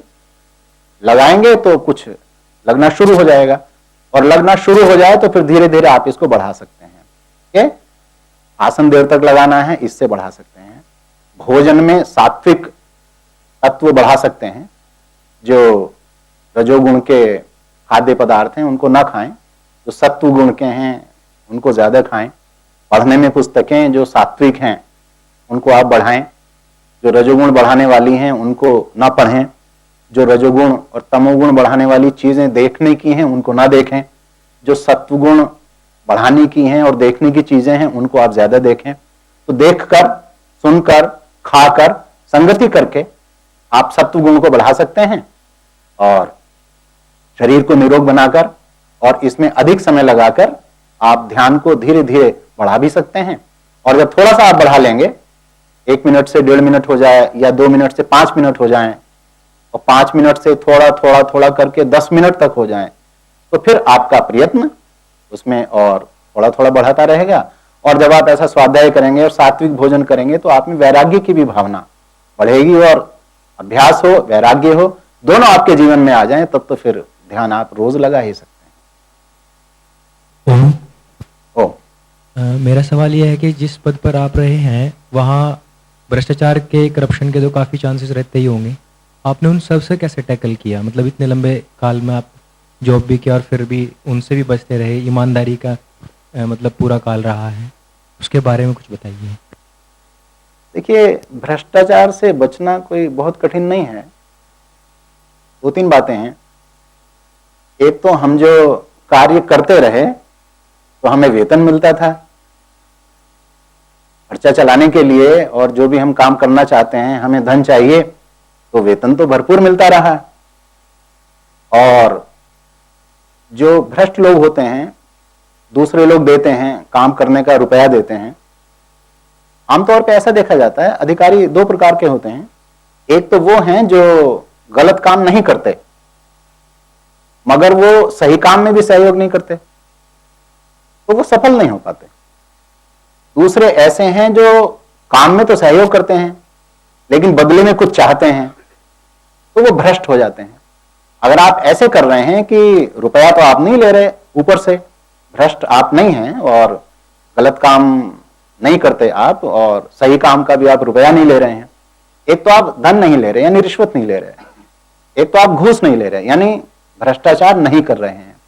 दूसरी तरफ आपके मन में सहानुभूति भी है पब्लिक के लोगों के प्रति, जिसका काम सही है उसको आप कर भी दे रहे हैं, नम्र भी हैं आप, अनुशासित भी हैं आप, सहयोग भी आप दे रहे हैं, तो फिर आप काम कर ले जाएंगे। भ्रष्टाचार से कोई बचना चाहता हो तो ये उसके लिए जरूरी है कि वो पब्लिक के हित को सबसे ऊपर रखे और सहयोग दे लोगों को। ऐसे नहीं कि न करने का वेतन उसको मिल रहा है, कि बुरा काम नहीं करते क्योंकि बुरा काम करने का नहीं है, अच्छा काम इसलिए नहीं करते कि मौका नहीं मिल रहा, या कितना परिश्रम करें हम, या ज्यादा परिश्रम करना पड़ेगा। अगर आप ईमानदार हैं और ज्यादा परिश्रम करने के लिए तैयार हैं तो भ्रष्टाचार आपके लिए कोई ऐसी कठिन वस्तु नहीं है, आप निभा ले जाएंगे। दिक्कत तभी होती है जब आप ज्यादा परिश्रम ना करना चाहें, भार भी ना उठाना चाहें और भ्रष्ट भी ना होना चाहें। तो भार अगर आप नहीं उठाना चाहेंगे तो आगे गति नहीं हो पाएगी। अन्यथा ये तो आसान सी चीज है कि आप काम कर रहे हैं 24 घंटे में, जितना काम करने को आपको मिलता है उतना समय भी मिलता है, उतनी शक्ति भी आपके पास होती है और वेतन मिलता है भरपूर, उससे आपके सारे काम चल सकते हैं। मनुष्य के मन में होता है, अगर वो मन में सोचे कि नहीं काम चल रहा भ्रष्टाचार के बगैर, तो वो नहीं काम चला सकता। और अगर उसके मन में ये है कि जितना वेतन मिले उसी में काम चलाना है, तो अब जैसे स्कूटर उसके पास है तो वो स्कूटर से काम चलाए। जब उसका वेतन बढ़ेगा तब कार आएगी तो आएगी, नहीं आएगी तो कोई बात नहीं, जीवन भर स्कूटर से चल सकता है, जीवन भर टेम्पो से, रिक्शा से चल सकता है। और जितना घी आना चाहिए घर में, जितनी सब्जियां बननी चाहिए, अगर उसके वेतन में रोज एक सब्जी बन सकती है तो एक सब्जी से तो आदमी का काम चल ही सकता है। वो तो ये चाहता है कि वेतन में तो एक सब्जी आएगी और मैं चाहता हूं 4 सब्जियां, तो 4 सब्जियों की इच्छा क्यों करते हो? 4 सब्जियां तो जीवन के लिए अनिवार्य नहीं है भाई। 2 रोटी जरूरी है, दाल जरूर होनी चाहिए, एक सब्जी जरूर होनी चाहिए, थोड़ा दूध जरूर होना चाहिए। इतना वेतन में सबको मिलता है। आदमी चाहता है ज्यादा, तो ज्यादा ना चाहे, एक तो ज्यादा ना चाहे, दूसरे पब्लिक का हित करे। और जो अच्छे काम को करने के लिए लोग कहते हैं, बिना रिश्वत लिए भी अच्छे काम में सहयोग करता रहे, मदद जरूर करे, परिश्रम से ना बचे, तो वो काम अपना चला ले जाता है और पार कर लेता है। हाँ जी। हाँ, आप अभी बोले कि मैं ईश्वर साक्षात्कार करना चाहता था, तो आप ईश्वर साक्षात्कार से क्या समझते हैं वो हमें भी बताएं, और यदि आपने उसका साक्षात्कार किया हो तो अनुभवों को भी हमें बताएं। धन्यवाद। देखिए, मनुष्य होता है, ईश्वर उसके निकट है, लेकिन मनुष्य के और ईश्वर के बीच में कई चीजें आती रहती हैं। धन आता रहता है, कोई सुख या दुख आता रहता है, कोई संबंध भी आता रहता है। जब मनुष्य के यानी जीव के और ईश्वर के बीच में और कुछ नहीं रहता, तो ईश्वर का साक्षात्कार हो जाता है। सही लगता है वो तो ऐसी और कोई चीज है नहीं। ईश्वर के निकट पहुंच करके और निकटतम पहुंच करके मनुष्य को जैसा लगता है, ऐसी तो संसार में कोई चीज है ही नहीं। और कहते हैं ना कि गुड़ खाया है तो जीभ ने खाया है, तो जीभ तो बोलती नहीं, वाणी बोलती है। और वाणी जो बोलती है उसने चखा नहीं, चखा है जीभ ने। जीभ और वाणी तो अलग अलग चीज है ना, मतलब गुण दोनों के अलग अलग हैं। कोई चीज आपने देखी है वो बोलती नहीं, जो बोलती है उसने देखी नहीं। अब इसको ज्यादा बोलना भी मनुष्य के लिए ठीक नहीं होता है कि मैं अपने बारे में ऐसा बताऊं। बस यही है कि वो सर्वोच्च सुख की अवस्था होती है और आप भी उसको प्राप्त करिए, आप भी उसको प्राप्त कर सकते हैं। मुझे यही कहना है कि आप सब प्राप्त कर सकते हैं।